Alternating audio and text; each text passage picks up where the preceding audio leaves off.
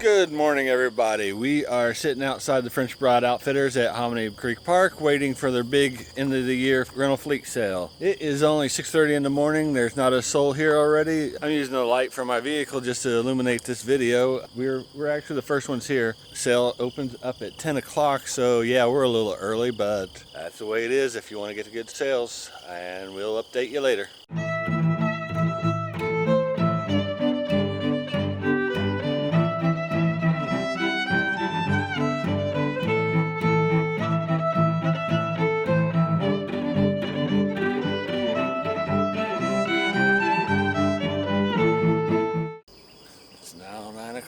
And we've got 1 hour to go.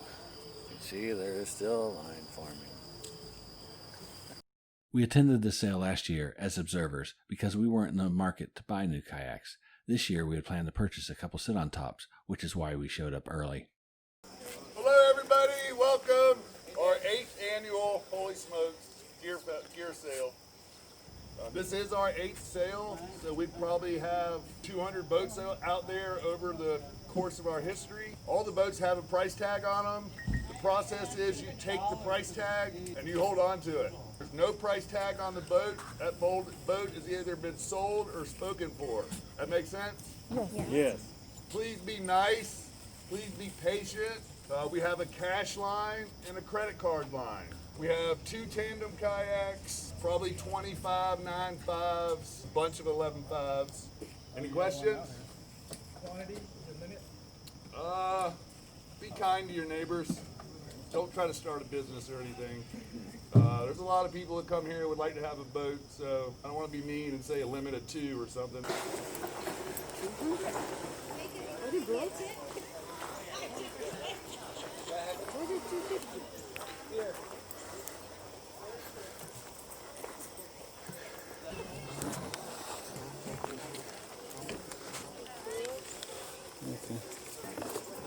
Yeah, no, broken, right? Right. Hey, which one did you get? Did you pick one? Yeah, this one, Give me half. this one. This one. That's all? Yeah. All right, guys. Ow. Seems like the rest is less. Yeah. We got ourselves 3 kayaks here at $250 a piece. They're all Perception Tribes 9.5s.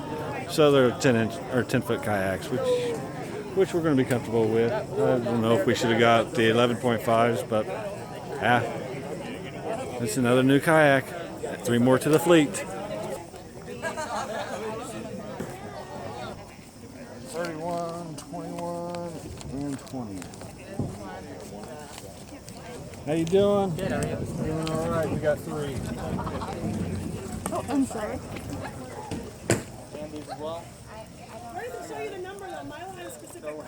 After paying for the kayaks, it was time to load them up, take them home, give them a good cleaning, remove any French Broad Outfitter markings that may have been left on them, and decide where we were going to go test them in the water.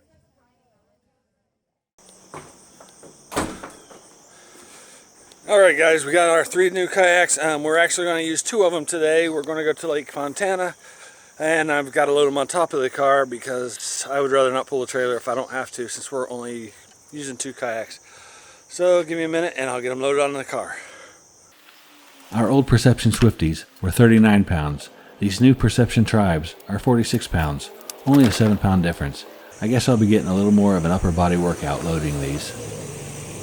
We headed to Lemons Branch Boat Launch at Sally Recreational Area, which would give us access to the east side of Fontana Lake. Some of the foliage was already starting to turn its autumn colors. It won't be long before the cold officially sets in and our kayaking adventures will slow down. At Lemons Boat Ramp, there were several boaters pulling out for the day. It was already 3 p.m. We had already had a busy day. We were planning to watch the sun go down, so that meant we would have a lot of time on the water today. Sunset was supposed to be at 7:21.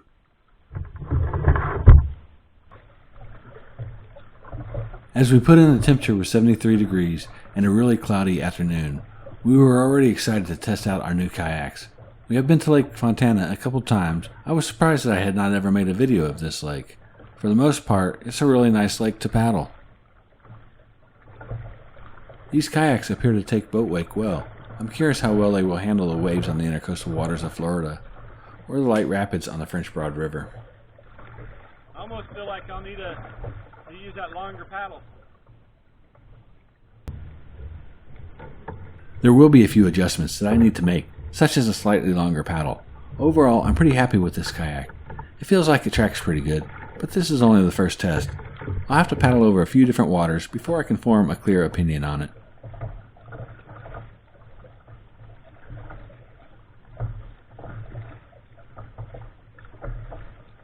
Lake Fontana is under the control of the Tennessee Valley Authority. The lake was created during World War II when the Fontana Dam was constructed to provide electricity for the war effort at the Oak Ridge, Tennessee nuclear facility and to alleviate seasonal flooding in the greater Tennessee River Valley. Many towns such as Proctor, Bushnell, Welch, Judson, Brock, and Japan were lost under the depths of this lake. I could not find a complete list of all the towns that encompass this 10,230 acres. Lake Fontana has a shoreline of 238 miles. The max depth of this lake is 440 feet. When the lake is lowered for maintenance on the dam, you can see artifacts of the mining and logging towns on the newly exposed lake bottom, such as the stone foundation of a house, steel pipe used to transport water, and stumps of the trees that were cut down when the dam was built. There are a number of floating lake cabins along Fontana Lake. Most of these have been here for a number of years. Some are rental units, which allow you to spend your vacation time enjoying the lake. Others are just personal vacation homes. In 1978, the Tennessee Valley Authority grandfathered in existing floating houses on all their reservoirs, but banned any new ones from being constructed, citing safety and environmental problems. Fontana Lake is the fourth deepest man-made lake in the country. The lake provides both great fishing and relaxation. Fontana Lake is a unique fishery that, because of its cold water, is home to several species of fish typically associated with the cold northern lakes. From September to November, the Tennessee Valley Authority lowers the lake levels 60 feet to allow for winter snows and spring rains.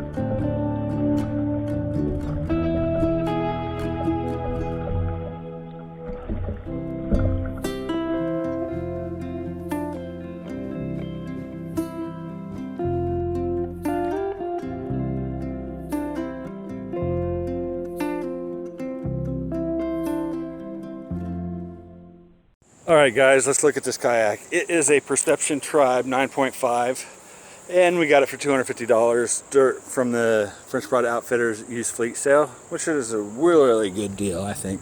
Well, I'm going to have to make a few modifications to it. As you can see, it has a tie down right here and it has one on the other side, but it also has a space right here where you can add another tie down. I'm definitely going to add tie downs to 2 more tie downs to the rear, and it's got a space up front for 2 additional tie downs that I am going to add as well. The seat has one of the hooks is in fine shape, the other hook is broken, so I'm going to have to figure out something, because when you put the seat back, ideally you should be able to just clip it back to that tie down and to that tie down, and it stays back. And then when you're not using it, you should, how did I do that? Oh yeah, you put it on the cross tie down, and then this one I believe would go over here just to hold the seat while you're carrying it on your vehicle.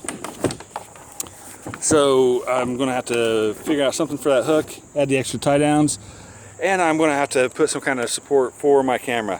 For our Lake Fontana trip, I basically just used my little clamp and put it in my little storage area, which means I didn't have my storage area, and I also had the inside of the kayak exposed to water. Luckily, we didn't get any water, so we were fine. I had to use a rock to kind of keep it a little bit stable, but as you can see, this little modification worked pretty good for this instance. However, I'm looking for something a little bit more permanent. I think what I'm going to do is I am going to use another 3/4 inch threaded end cap. I'm going to have to drill a hole somewhere center line between the cup holder and where that decal is. Just wherever, once I sit down and test it out and figure out what is the best angle that's out of my way, but I can reach it when I need to change batteries or whatever. So let me look at it, get a layout, and we'll go from there. Alright guys, after doing a little bit of configuring, it's not exact science here, but I've decided where that black dot is where I'm going to have my camera. It's a little bit further forward, but so it's closer to my feet, but with this kayak I'm going to be able to reach it fairly easily, and I figured I can adjust it however I need to adjust it. So let's get started drilling this hole.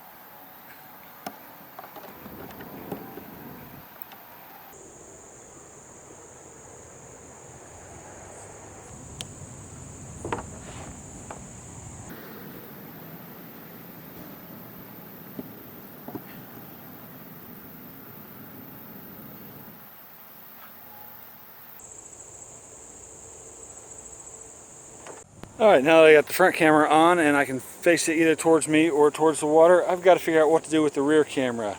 I about messed up on that front camera because that was a little bit further than my arm reached. Luckily I was barely able to get that nut on there. But then I got the nut on there and I got it tightened down. So I've got to figure out this back camera, because there's no way I'm going to be able to get my arm back here. And there's no other opening, and I'm not going to create an opening just for that. Unless later on I open this up for more dry storage. If you've got any ideas, let me know in the comments section what you think I should do to be able to mount my camera back here. I think I might come up with a couple solutions, but I don't have a rock solid answer just of yet. I'm looking forward to hearing what ideas you have. Thank you for watching this video. We had quite a bit going on this day. New kayaks, a nice sunset paddle exploring Fontana Lake, and deciding what changes I want to make to this new kayak. If you like our adventures, join Team Kayak 7 Seas by subscribing to the channel. If you like that new fancy shirt I wore in this video, check out my merch store at teespring.com.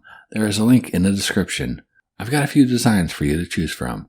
Also check out our social media on Facebook and Instagram, and I hope to see you out on the water someday.